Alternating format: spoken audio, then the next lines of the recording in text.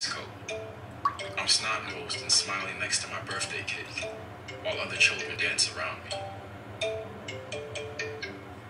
Hey everyone, Charlie here. Welcome back to One Cup of Japan. It's the show where we have a conversation over something good that soothes you. I have a little bit of a different situation than before this morning. To be honest, I'm going a little bit stir crazy from being inside so much.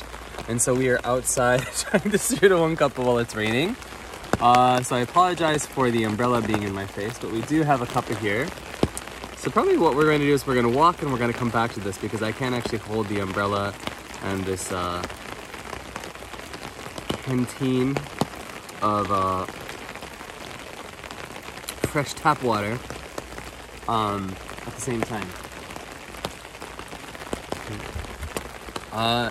Actually, I should point out for those of you who watch these every week, this video is actually shot after the AMA that will be coming out next week, so if things seem a little bit off, please keep that in mind. I guess in some way I felt, oh, there's my bottle.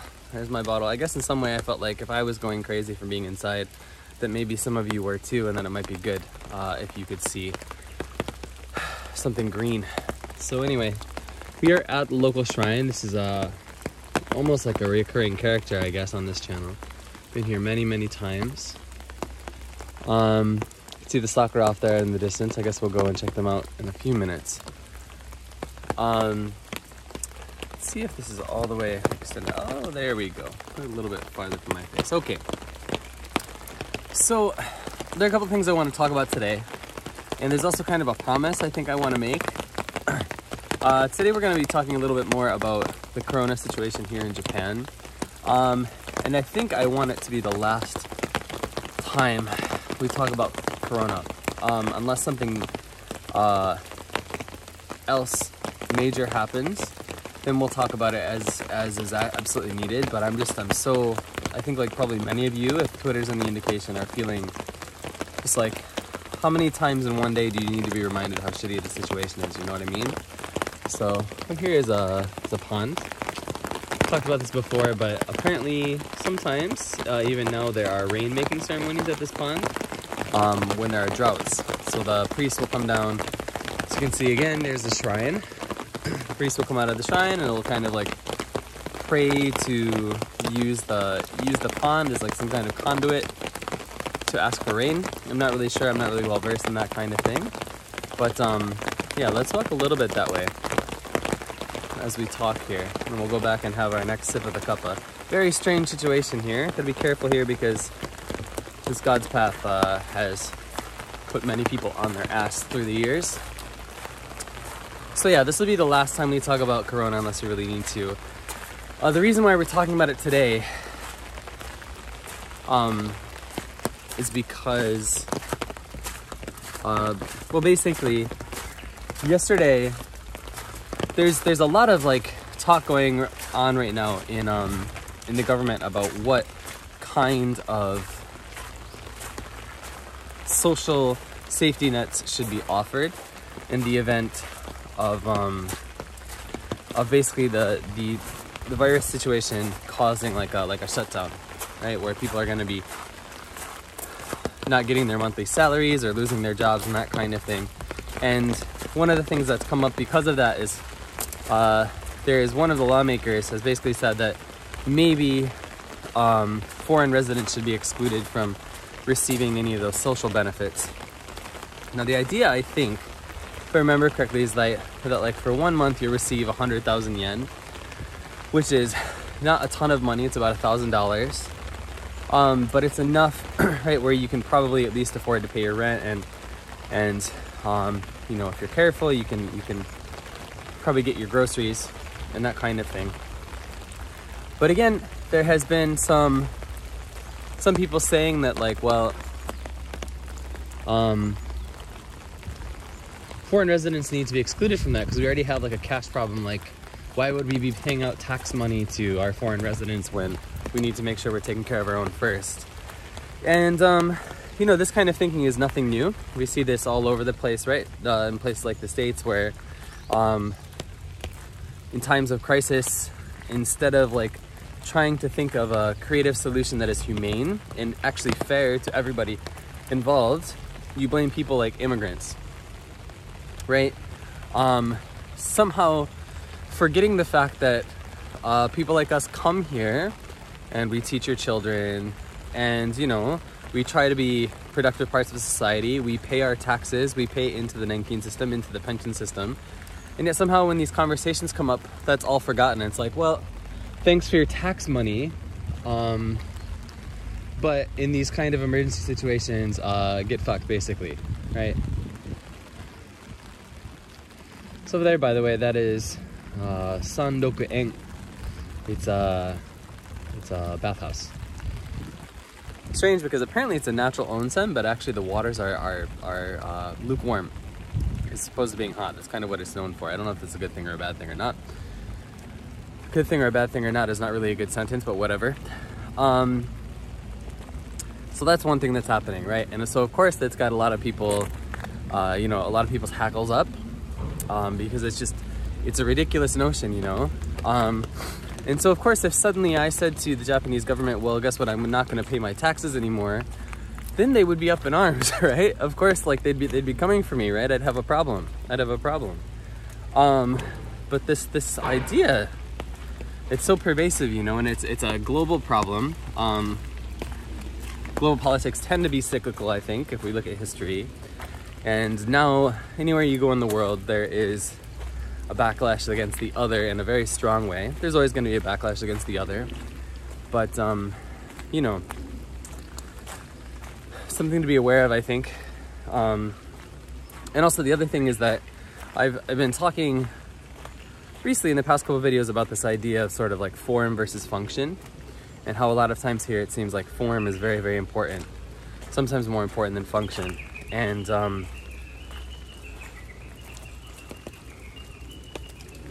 at least somebody's singing. And one of the things that you've seen is just how far that idea carries, because just the response here, if you follow any people living here in Japan on Twitter, I'm sure you've seen it, people just complaining about the response, the governmental response to the problem here, has been like, okay, well, are you actually doing something, or do you just want people to think you're doing something, right? Because there's no sort of really, there's no sense of the government being proactive about the problem, in my opinion. You know, certainly there have been steps taken, the closing of schools and that kind of thing. But the fact that Tokyo is experiencing rapid increases in the number of people coming down with the virus, and the same is happening here in Fukui, although to a lesser extent.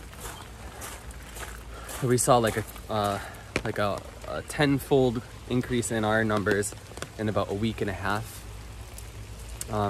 And other hub cities are starting to show some rather concerning signs. There has not been like any sort of recommendation in any real strength from the national government. You've seen it from, here we go, put that pole right in your, it's gonna be an awkward sentence, apologies. Extra rainwater taste, rainwater.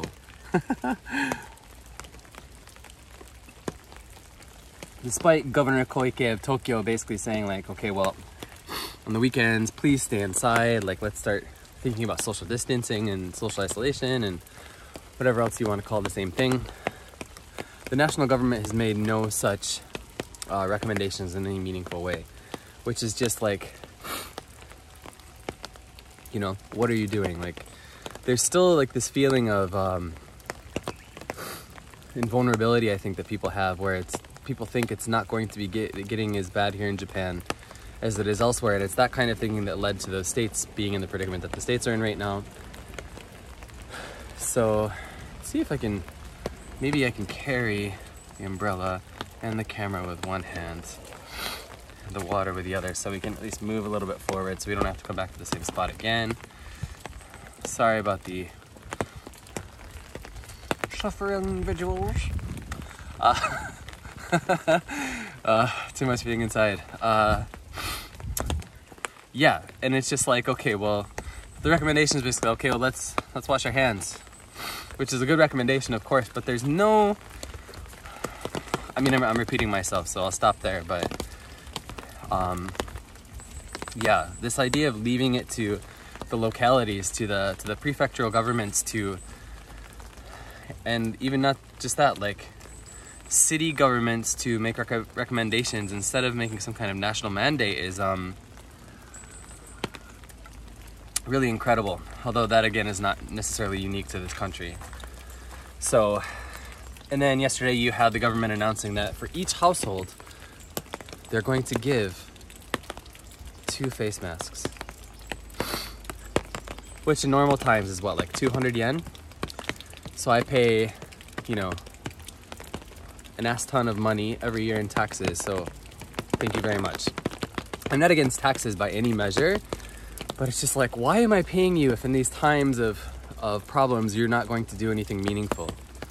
So anyway, that's the last I want to talk about Corona for a while. That was 10 minutes and 55 seconds, possibly well spent, possibly not. Let's go look at the cherry blossoms here. Now, of course, there are a lot of negatives to come from this situation. People are losing their family members, losing their livelihood, that kind of thing.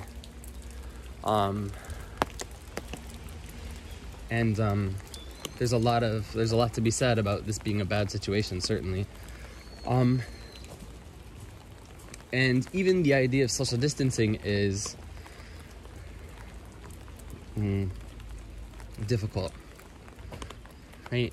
It's important to preface all this by saying that I am in a pretty good situation where I'm still working, which I don't know if it's a good idea or not really, given the situation, but I still have an income, I still have a roof over my head, I have food in my fridge. My family, both here and in the States, has not been affected by this. I should say they have not gotten sick. Nobody's gotten sick, right? Knock on Shrine Foundation, whatever. Nobody's gotten sick. That's a really good thing, of course. Some cherry blossoms. But of course, the idea of social distancing and not going outside of your apartment for weeks, right? Like my partner and I, our weekends have been in our apartment for maybe the last month, because we had decided early on. She had been reading a lot of news. I had been reading a lot of news from international sources about the problem, you know. And ooh, here comes the rain. It always rains when the sakura bloom every year, man. Bums me out. But anyway, so yeah, we're about a month deep into this, which is nowhere near what many people, how long many people have been socially isolating themselves. And to be honest, the reason why I'm outside today and not shooting another one Cuppa in the apartment is that I did that yesterday for the AMA. That's a video that'll go live next week. And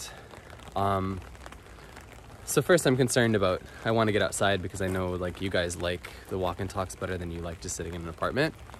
But also it's like, if I can, I want to get outside for even 20 minutes or half an hour and go to some place where I know there aren't going to be a lot of people, just get some fresh air and reset a little bit, because as much as I'm kind of an introvert, or somewhere in between introverted and extroverted, I guess, which I guess does not need to be said. That's a lot of people. That's most people, perhaps.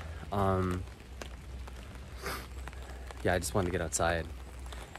Because, of course, it's not a good thing for your health if the only thing you see during the week is your workplace and your apartment.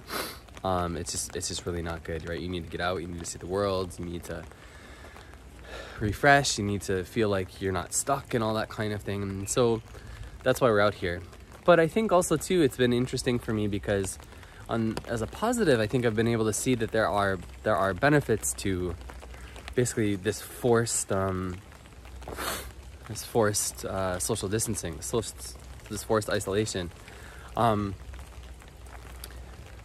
I was talking to, I have some private students, and I was talking to one of them last night, and she was talking about, I wonder about the effects that the social isolation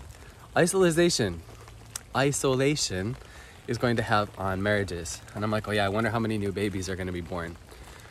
And she's like, no, I mean, how many people are going to get divorced after this? And certainly I think that's probably going to be true. There are people who are going to realize that they don't like being around each other that much because suddenly they don't have work to go to and they're just forced to stay in a house together and maybe do the same thing over and over again. And it's just like, okay, well, let's call this quits. But oppositely,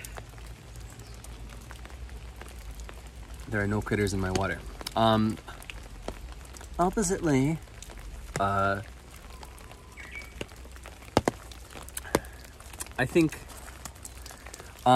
this is a really good opportunity to connect with people, which is kind of strange to say, but I think for me, social distancing has had some significant social benefits. Particularly, for example, last week was the same, and actually today I'm going to be playing some games with my little brother on Steam. He's in university, so we don't get to see each other very much. That's not the reason. It's because I moved to a different country. So we don't get to see each other very much. But yeah, we've been playing like games on Steam and we've been talking, whatever. Been contacting with people more, just like on Instagram and Line and that kind of thing. And just generally these kind of situations where you have to be away from people, I think they kind of give you some kind of perspective. And so just like keeping in touch with my grandma more and checking to make sure that my family's okay and that kind of thing. But probably I think the biggest benefit has been the relationship I have with my partner. Now, I don't really care, by the way, about this word partner, but don't think too much about it, you know? It's just a word. Anyway, I'm in such a happy mood being in this forest. This forest is an overstatement, but it's so pretty. I just wish it would stop raining for a minute or two, but what can you do? Oh, the sounds of those birds. But yeah, the details are not for the internet, but last year, the end of last year, there were some significant problems, significant things that happened in the relationship that contributed to some things that were happening at the time. Things that I've talked about on the channel. And I'm happy because, of course, there are things that we've seemed to work through, which is really good news. But because of that, to be honest, I was a little bit worried when it was like, okay, well, we need to stay inside together for however many weeks, right? We've just gotten over this thing. Are we gonna want to kill each other? Like, you know, it's a test of the truth, basically, right? Like, have things progressed as much as you thought, or have they just like, right? Is it just wishful thinking kind of thing? And I think one of the things that's been really good about having to be with each other 24/7 a day well, 24/7 a day, 24/7, when we're not going to work is, it's just like,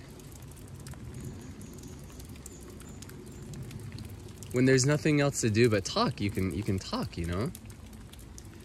And conversations that have been had, I mean, I think most of the time, right, if it's a kind of a good situation, like, most of those conversations are going to be they're not going to be about much, right? They're going to be like, you know, you're making jokes, you're talking about whatever, like, series you're interested in, whether that's like a comic series or a you know, like Netflix series or whatever the case may be.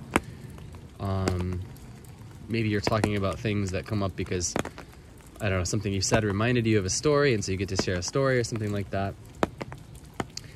But also it's been nice because we've been able to have some, difficult is not the right word anymore because they're not so difficult, but open conversations, right? And it's like, okay, well, we're not going to go anywhere, so let's take the time just to hash some stuff out and make sure we're in a good place and we can move forward and all that kind of thing, you know. And it's been really, really good. And I feel really bad now that I'm just, this is an unusual one Cuppa, but I guess we're doing more moving than we would be if we shot this in the apartment. So I apologize again about the situation, but what are you gonna do? And so that's been really, really good. And I think one of the things that we both talked about, is like just realizing that like how nice it is just to like hang out with each other kind of thing.